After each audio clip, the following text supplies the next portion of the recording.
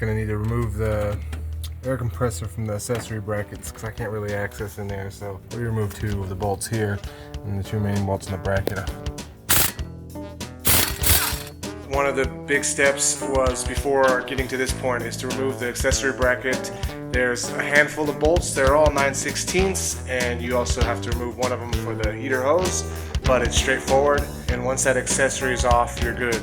And the AC compressor, 1 unit, but you just don't have much clearance in this van to do anything with all that shit in the way. So the best you can do without having to disconnect the lines to get this guy kind of out of the way here, and the lines are kind of supporting it, put it over up above the power steering pump, and then you have access to this. So the alternators move over there, AC compressor, so we'll just have to, the 4 bolts. So there's the back 2, they're all the same size, and 2 on the front of the AC compressor, and this is a different bolt that connects to the intake manifold in the back there. So factory service manual instructions for how to install the thermostat and thermostat housing.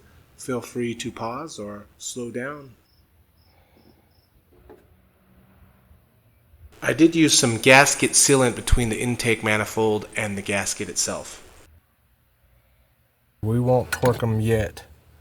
We'll just get them hand tight. We'll torque them after 3 hours or tomorrow, actually. The only reason why I put this stuff on here on the bottom is because there was some old RTV that I just couldn't get off without damaging the surface. This acts as a buffer sealant of all the little scuff marks, and then I didn't put any sealant or anything on top of the gasket, between the gasket and the actual housing. We will torque them after 3 hours. But the important thing to note is this should be the little tab is in the front. This tab here, the little tab here, it's facing the front. Water pump's got to come off. Basically, we're already to the point where we can remove these, 7 bolts here, 3 on the top, 2 on the side, 2 on the bottom. We just got to remove them. These should be longer. These 2 here, they go into through the timing cover and into water jackets in the block there. So I expect to have coolant jumping out here when I get these 2 bolts here. I've got a template here. That's the gasket template. Well, let's start with this one here, center one. Just normal wrench to get that out. Use a socket or a ratchet wrench in the length of the bolt. It will get stuck trying to get it out. Unless you have a Torx style bolt in there, which some vehicles do, you could use a Torx wrench to pull it out. This one seemed like it was a little bit torqued a little bit more than the other one, but it's coming off.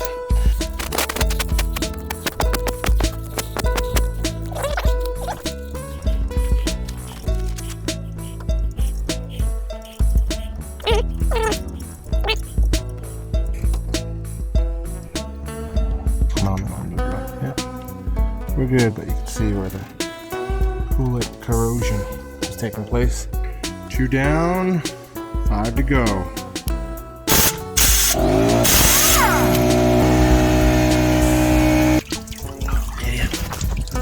Alright, so there were the 7 bolts. That was the one where it all came gushing out. Some are longer, some are shorter, so we've got this for now, so we don't have to think too hard about it. All the bolts out. Kind of whack it. So you know why it won't come off? I'm such an idiot, is I missed this bolt. This bolt, there's a reason why that's a different. There's no washer on that. That was just the plug. That's where all the engine coolant went out. So I pulled out the plug and drained all the remaining coolant in the blocks. So there's still a bolt there. Still, that was the bolt right under the lower radiator hose.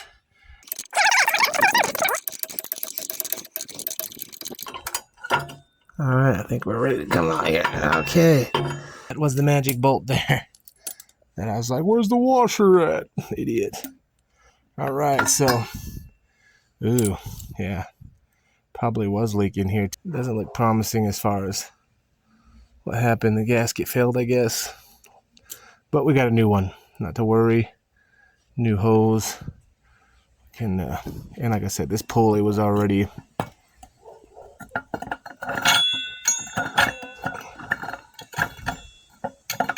more play than I'd like it. All right. If you ended up taking off the drain plug bolt, whether by intent or not, be sure to put it back in. Indeed, it has been done before. I mean, someone's replaced the gasket and put a bunch of RTV to reseal it. Looks like it failed at one time or another. And you get all this cake over here. So I want to clean that up. I mean, I suspect a lot of that's actually from the valve cover gasket spilling down. A lot of gunk down there. I mean, it could be the timing cover gasket down there. That's also failed, but it's hard to say at this point. This is the throttle assembly. I already pulled that side off, that clip. And on the braking, I gotta be careful.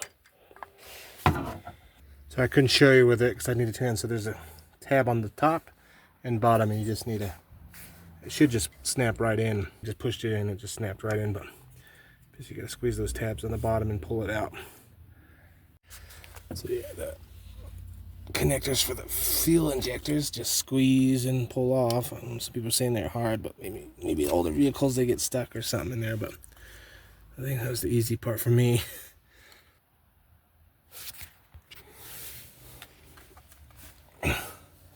There to there. Pull out this vacuum tube there. That goes in the smaller one. Okay, so I'm pulling the throttle body. Did it already here. Number 3. And we got to disconnect the connectors for the map sensor, the IC motor, and the TPS. And here's the diagram. So the motor, idle air intake motor is this one here, this kind of connector here. So it's this guy here, the little cylinder there. Throttle position center is the one where the connector comes straight into the throttle body, so it'll be this one here. So this is the driver's side, and the one in the front of the vehicle where the connector comes from the side there into this little square device. That's the map center. So map front, throttle position closest to the throttle, and then the motor on the back of the engine here towards the motor, towards the transmission, is the idle air control motor. So we're just going to remove those as per step 3. So that should just come, so it just snaps in and out. Should be straightforward, but you got to be careful. These little brittle plastic will snap, then you're looking for a new connector that you're going to splice in online there. So let's just move that out of the way. It's just this connector. This is 4-pin connector. That's the idle air control motor. It's the blue one here for me with yellow and brown wires, more or less. This looks like there's a gray and red one. They all have color codes, but I'm not splicing any of those for now, so I'm not worried. All right, and this one should just squeeze out, or not sure, but yeah, I'm not sure if I got that, but yeah, this map sensor, just to click on, push out, squeeze it and kind of wiggle it out. Same with the throttle position, just like that. And that's 3 as well, but you can see here, you don't want to plug that into there. It possibly, nah, doesn't look like it will, but it'll go there for sure. So it's coming out of this harness. Throttle position's also coming, but further up there. Okay, so the next step here is to remove the vacuum line. I believe that's that one I may have to replace here. It looks like it's all cracked and brittle here. I admit that's just a protector, but as far as I can tell, you should just be able to pop it off here. It's past its prime, huh? That's all it was, but I don't know what's up. Now, move all control cables from throttle body, lever arm. That was these 2 basically. We've already got them off. There was just FYI. Here's the control lever. That was from the transmission here. So it just goes through there, FYI. I want to reassemble it. That just snaps, push straight through there. Again, these are just tabs here. And the other one, it's out in the front, but it's from the throttle, from the actual gas pedal. There's a cable that comes and it goes through here and it snaps in there, similar to this one. And then it connects here. And yeah, okay. So we've already done that. Next, we are ready to remove the 4 throttle bolts. Figure 44. So the throttle bolts are here. 1, 2, 3, 4. And there's torque specs for those when we tighten those. Those will be 200 inch-pounds. And then we can remove that and take off the gasket. So this should be the easiest part of the whole intake manifold. All right, let's get those bolts off. Okay, so these bolts are 1/2 inch, or if you use a metric, just 13 will work. 13 actually seems a little bit tighter than 1/2 inch, but I'll make sure I'm in right near here. So let's just get it firmly on there. All right. Seems kind of wobbly, yeah. All right. All right, no thread lock or anything on that.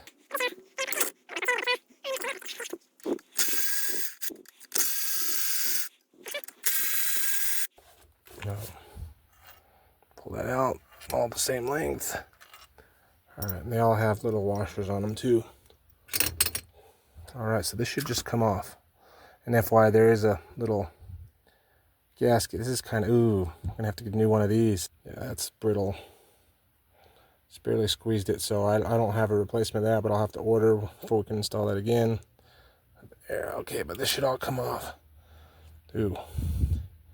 Now we have an open intake manifold.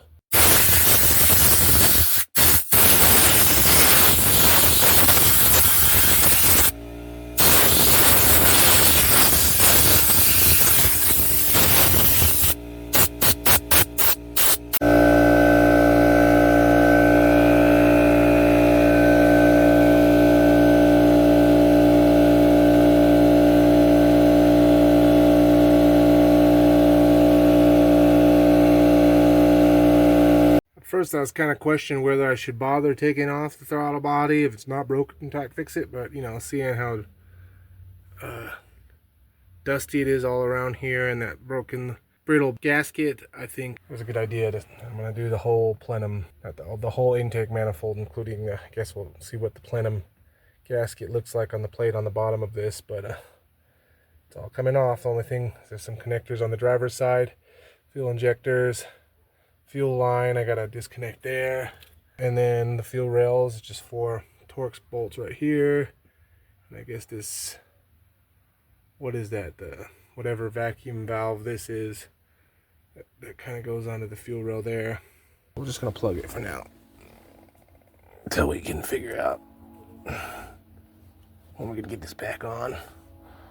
And then, mother flipper, that doesn't want to come off, does it? The fuel line doesn't seem like it's going to be too much of a problem either, but at least the safety clip. Ooh. Yeah, fuel line came right off. So it was just squeezing this out and pushing the fuel line out. That wasn't too much. A little fuel. I already released the pressure from here. This little Schrader valve here just opens right up on the 3.9. And they're still coming out some, but anyway, not a big deal right now. You do want to release your pressure. There's many ways to do that, but luckily with a Schrader valve it was pretty straightforward. I mean, otherwise you have to short like each fuel injector some weird way if you don't have that valve there. So I read. And when we're ready to put it back on, it should just slide, hopefully, right back in, and that's exactly correct. So not much keeping this fuel line off. 5 out of 6 there, came off. They come off eventually, just got to squeeze and be patient and willing them off, but this is going to be in my way, so I think this should just come straight off, this vacuum valve, solenoid, whatever it is. Pop the crankcase. Okay, so that came off. I mean, do I need to remove this connector? I could, but we'll leave it on for now until I need to. But yeah, so just FYI, this is probably going to be in our way the way it is now, but we got still more connectors coming on here. But we'll have to remove it. Everything's coming off here of the intake valve, including some stuff in the front. That means a few sensors, temperature, engine coolant temperature sensors coming off there. The heater pipes, the bypass valve, I've already just put that on temporarily, but sorry, the bypass hose. This heater hose is already off. I've already installed the thermostat, but I suppose I'm going to need to take it off once I pull this off anyway. because I'm going to be cleaning this, going to be banging around maybe, hopefully not too much, but turn it around so I can clean and get access to the bottom. So I'm going to remove that anyway later. Not today. Just get everything off, ready to unbolt. It shouldn't be much work from here. It's the fuel rail next.